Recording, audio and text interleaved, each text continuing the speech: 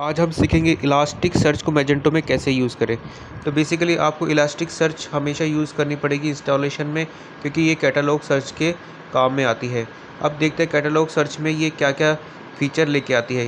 Quick and advance search product for catalogue, support for multiple language, support for stop words and synonyms, shoppers are not disrupted, elastic indexed, accurate, performant and scalable, work well out with box, easy to horizontal scale, supports real-time data analysis, can be used as a document-oriented data store, application framework beyond search including reporting, personalizing, performance and storage। Elastic search से search काफ़ी आसान हो जाता है और काफ़ी fast हो जाता है, और री इंडेक्सिंग जब होती है तब भी कोई इशू नहीं आता। तो इलास्टिक सर्च बहुत ही ज़्यादा पावरफुल है, जिसको मैजेंटो 2 यूज़ कर रहा है, और हर इंस्टॉलेशन के हमें इलास्टिक सर्च को मैजेंटो 2 में यूज़ करना चाहिए। अब बात करते हैं सपोर्टेड वर्जन की। तो 7.6 जो है इलास्टिक सर्च का सपोर्टेड वर्जन है मैजेंटो 2.4 के लिए। तो इससे बिलो वाला जो वर्जन है वो आपको यूज़ नहीं करना है। 7.6 या उसके अबाव वर्जन ही इलास्टिक सर्च का आपको यूज़ करना है। अब हम बात करते हैं रिकमेंडेड कॉन्फ़िगरेशन की। तो जो इलास्टिक सर्च है वो NGINX के साथ में काम करता है, बट आपको अपाचे के साथ भी इसको कॉन्फ़िगर करने का नॉलेज होना चाहिए। Elastic search on different host. अब बात करते हैं कि इसका जो डायग्राम है, आर्किटेक्चर है, वो कैसा है। तो आप देख सकते हैं गाइस, यहाँ पे वेब सर्वर है जो हमारा मैजेंटो का वेब सर्वर है, जिसका कम्युनिकेशन हो रहा है HTTPS के थ्रू, यानी SSL के थ्रू, दूसरे एक ब्लॉक के साथ, जहाँ पे एक वेब सर्वर है जिस पे SSL प्रॉक्सी और रिवर्स प्रॉक्सी इनेबल है, और वो कम्युनिकेट कर रहा है इलास्टिक सर्च के साथ में।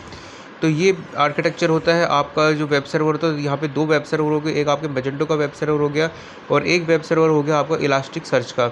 तो मैजेंटो का जो वेब सर्वर होता है वो हमारा अपाचे वाला वेब सर्वर होता है, और जो वेब सर्वर होता है हमारा इलास्टिक सर्च का वो NGINX वेब सर्वर होता है।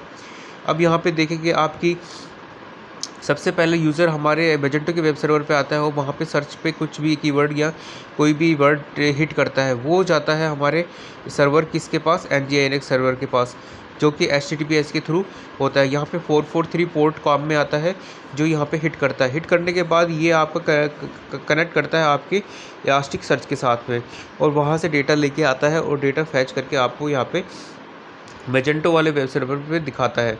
अब हम इसकी बात करते हैं कि यहाँ पे बेसिकली ये रन कैसे करता है। तो ये इसमें जो मैंने आपको बताया वो सारी चीज़ें यहाँ पे बताई गई हैं कि मैजेंटो एप्लीकेशन इलास्टिक सर्च को डिफरेंट होस्ट पे इंस्टॉल करता है। उसके बाद है कि ये जो ट्रांसपोर्ट लेयर सिक्योरिटी है, ये प्रोटोकॉल दोनों ही जगह पे यूज़ होता है। और इसको सर्च करने के लिए देखिए, आप देखेंगे कि ये कैसे, a search request from a user receive from Magento web server which forwards to the elastic server. ये मैंने आपको बताया था। 443 पोर्ट पे दोनों कम्युनिकेट करते हैं।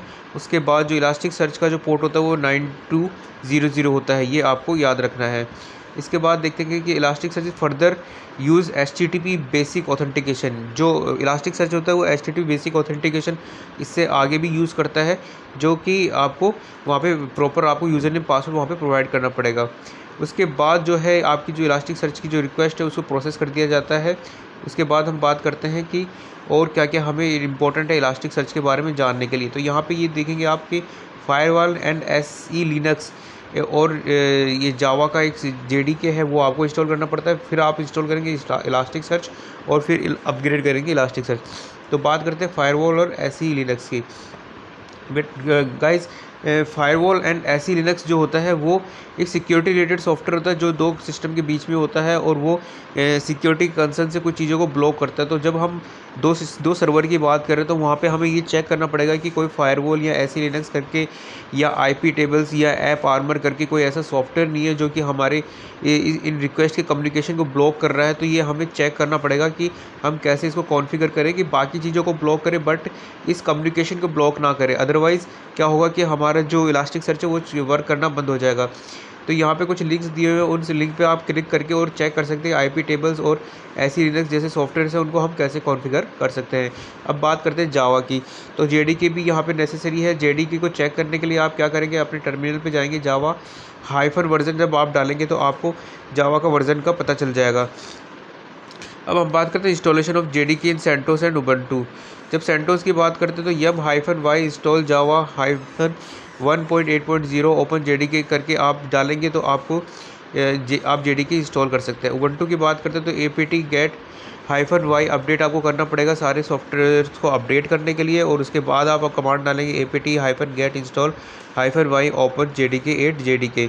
इसके थ्रू आप jdk इंस्टॉल कर सकते हैं। jdk जब आपका इंस्टॉल हो जाएगा उसके बाद आपको इंस्टॉल करना है इलास्टिकसर्च।